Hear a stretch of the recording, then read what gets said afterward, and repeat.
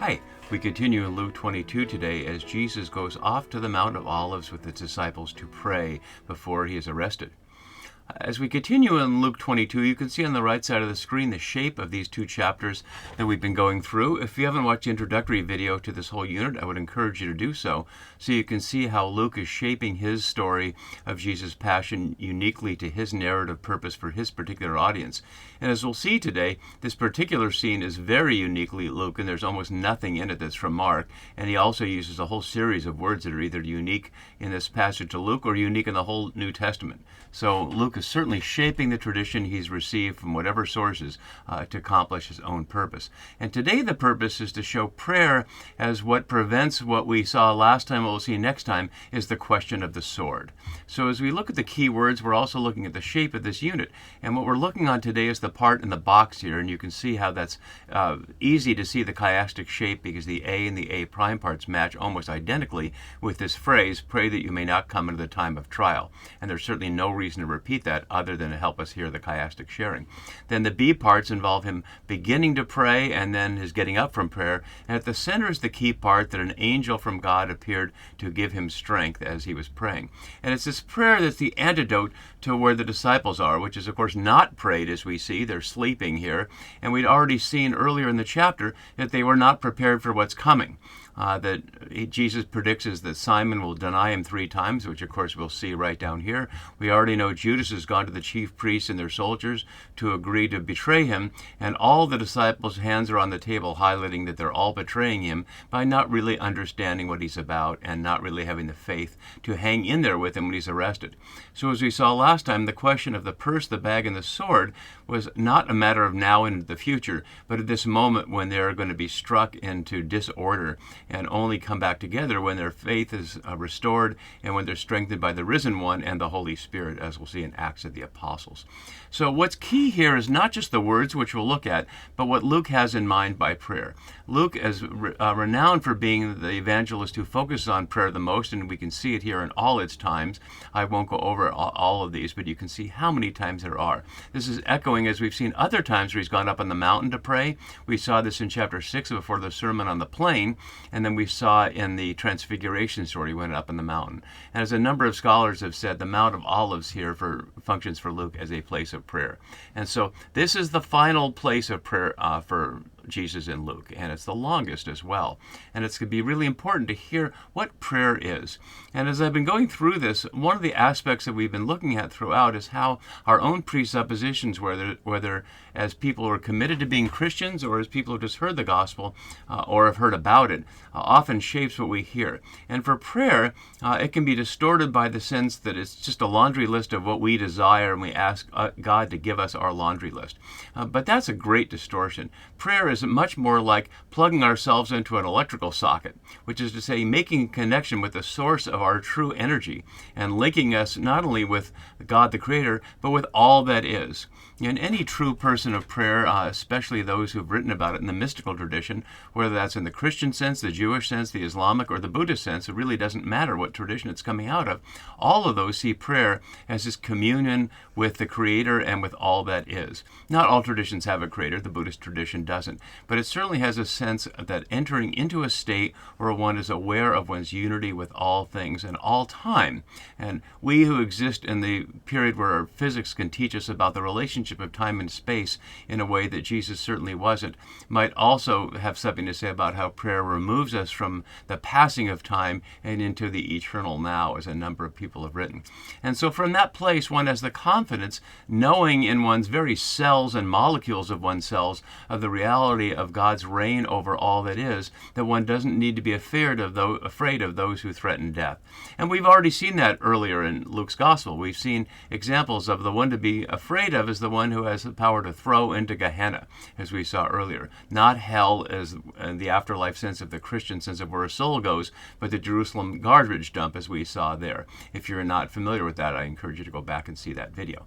So prayer here is not about Jesus asking God to do what he wants, but explicitly the opposite. As you can see even now on the left side of the screen, if you are willing, remove this cup, but my will not my will, but yours be done. And that's exactly the key. Listening deeply to the Creator within so that we can do what God wants and not what out of our fear might lead us to a fight or flight reaction, which is exactly what will happen to the disciples. So as we look at the comparison with Mark and Matthew, we see that Luke's is almost completely different. The parts in bold are the parts that are unique to each of the evangelists. The parts that are in blue, as the little code down here shows, are the parts that are common to Mark and Matthew. So Mark and Matthew are almost identical. There's just some small details. As you can see, the bold parts that are unique to Mark are unique to Matthew. But the parts that are in bold here are all unique to Luke. So all he has in common is that they went out, but they don't even have he went out to the same place. Mark and Matthew have a place called Gethsemane. Note that there's no such place as the Garden of Gethsemane. My own inclination reading scholarly articles is anyone that talks about a Garden of Gethsemane I just put aside as indicating the author's not a good reader. They can't distinguish the garden in John's Gospel, which isn't named, and is plainly not about a geographic place, but a reference back to the Genesis garden in Eden, which is key to John's Gospel's theme of Genesis.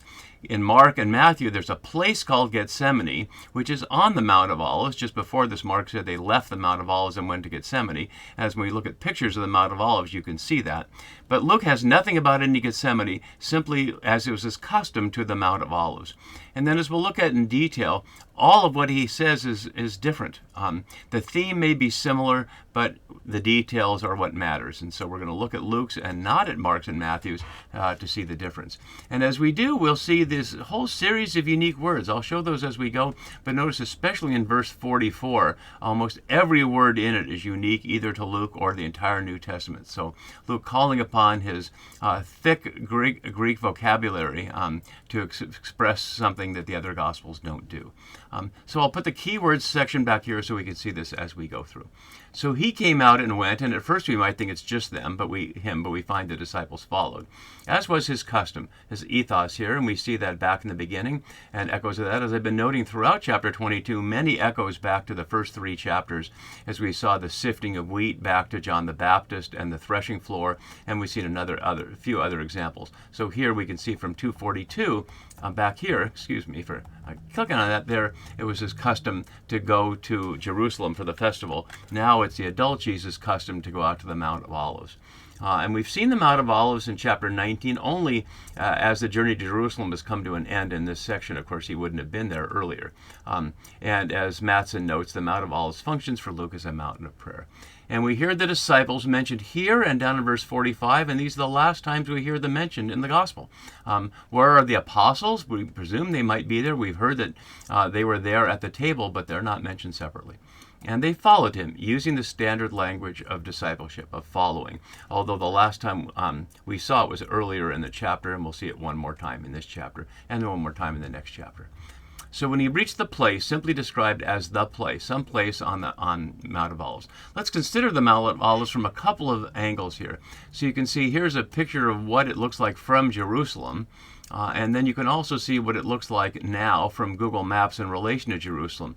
It looks much more bald, so to speak, now because the Romans, supposedly, as we historically hear, chopped down all the olives as an act of vengeance against Jerusalem's rebellion. So there are some old olive trees you can see from this one, but it's not 2,000 years old. Curiously, olive trees don't have rings, so it's hard to know exactly how old they are.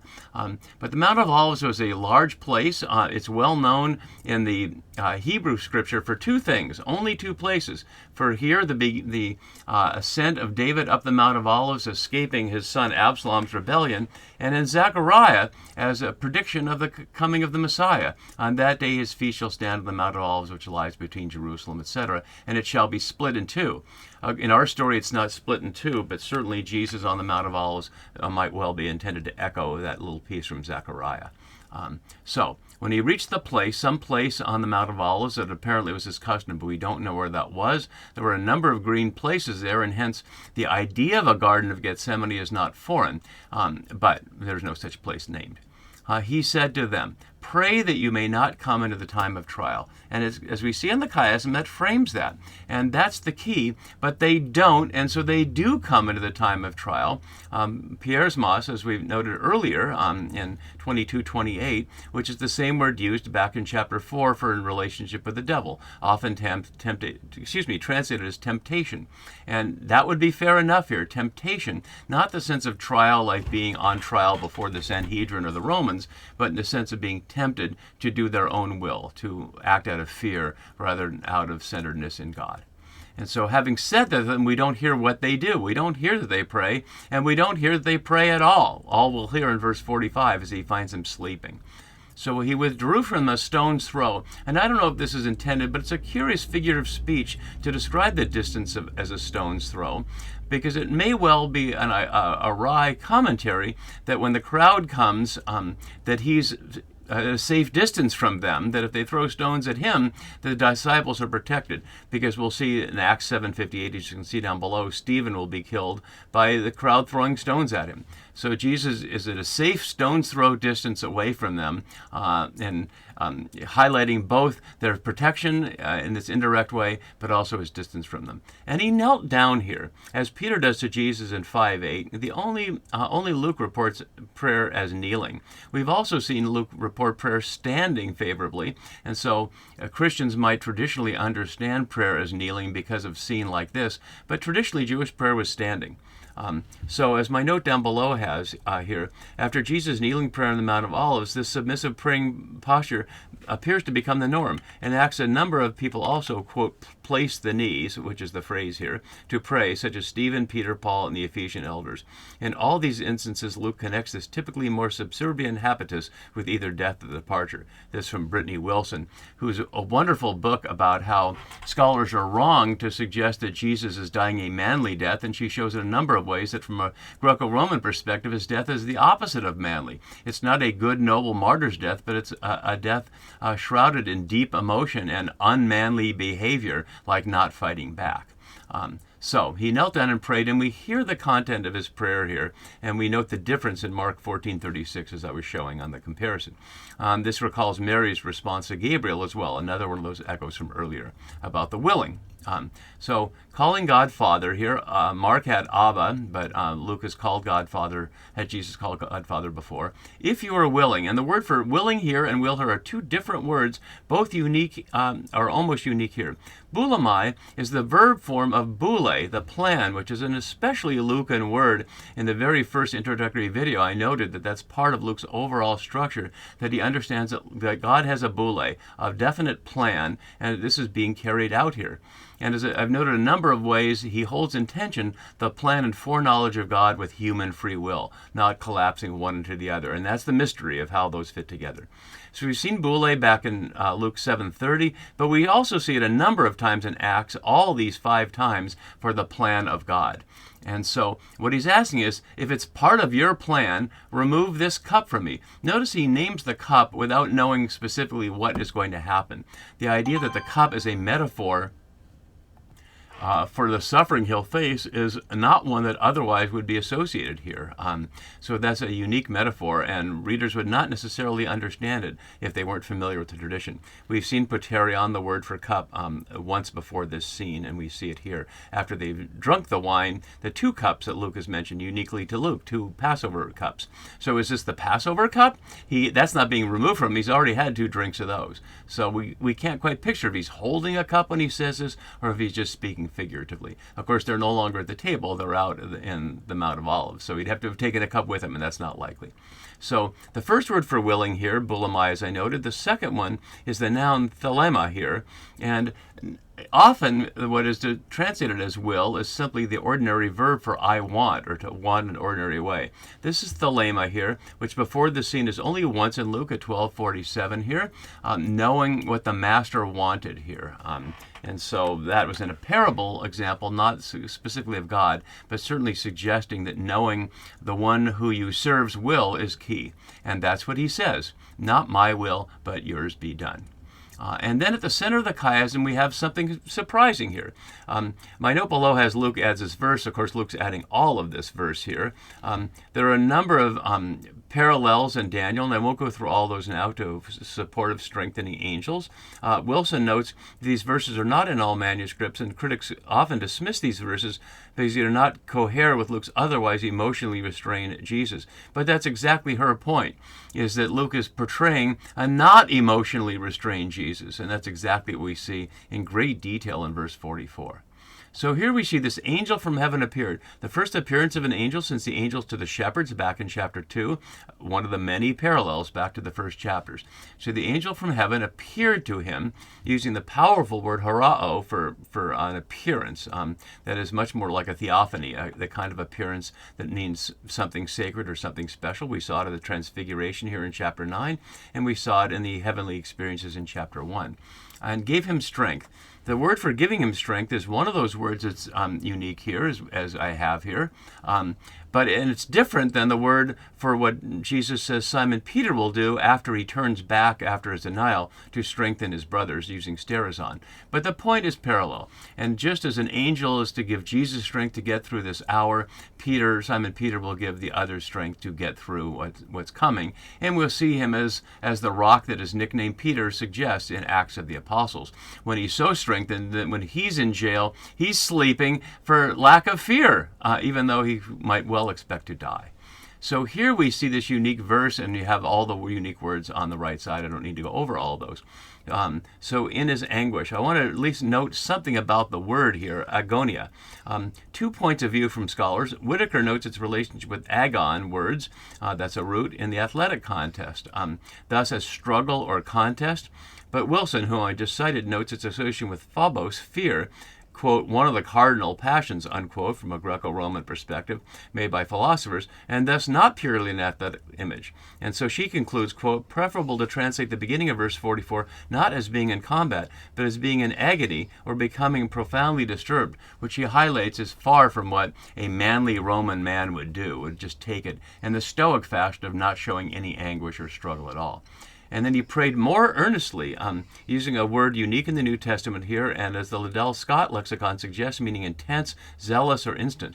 And that sense of intensity and zealousness is certainly contrary to the Stoic sense, especially as expressed by 2nd century Christian philosophers like Clement of Alexandria, who decry all expressions of emotion and passion as contrary to a Christian perspective. I guess Clement didn't read Luke's gospel that carefully.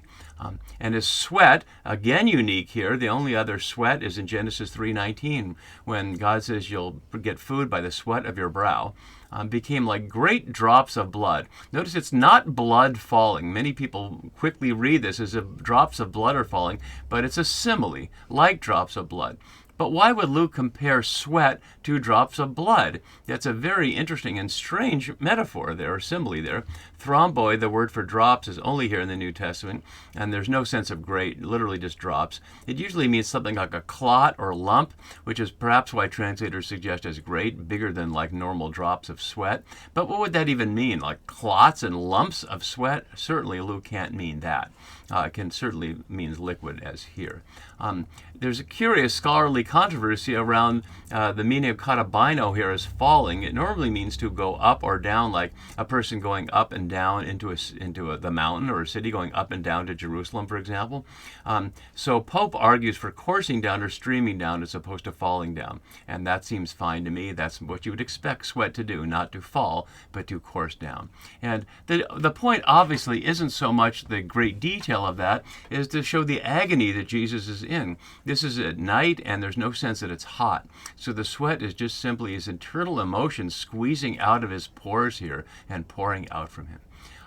We don't hear any response from God. We simply hear the angelic strengthening here, but we don't hear, I hear your prayer or anything like that. And we just have to trust that he knows that when he got up from prayer, he's done. And then he came to the disciples and found them sleeping. Using a rare word only here in Luke for sleeping, but it's a couple of times in Acts, especially in the humorous scene where Eutychus falls asleep and falls out the window, but that doesn't stop Paul from speaking all the way till morning, and also at the Transfiguration. Here it's named, though, they're sleeping because of grief, lupus, literally pain, from which we get the disease lupus. As Wilson notes again, Luke does not univocally condemn this emotion in his 2 volumes, even though Stoic philosophers and other elites often caution men not to succumb to grief. So much for Luke portraying Jesus to conform to the Stoic philosophers. And that makes perfect sense, because he's certainly not portraying Jesus to conform to Roman economics or Roman social behavior. So it should not be surprising that Luke has no interest in conforming Jesus to the norms of his audience, but rather to show what a radical disjuncture there is between how Jesus acts and how his audience are being taught to act. And so then he says to them, "Why are you sleeping?" And notice they still have no response. All they do throughout this whole thing is sleep. And he tells them again, "Get up and pray that you may not come to the trial." But it's too late for them to pray, because suddenly the crowd has come and there is Judas with the kiss and the arrest, and it's too late, and off they go. So if we find ourselves in difficult situations, be prayed up, as all my spiritual warrior friends do before they go to protests or other situations where they have to face opposing energies and opposing emotions. When we're prayed up, we can face it, but if not, we will run away. So be like Jesus and not like the disciples. We'll continue to see what happens to both groups, to Jesus and the disciples, next time. See you then. Bye-bye.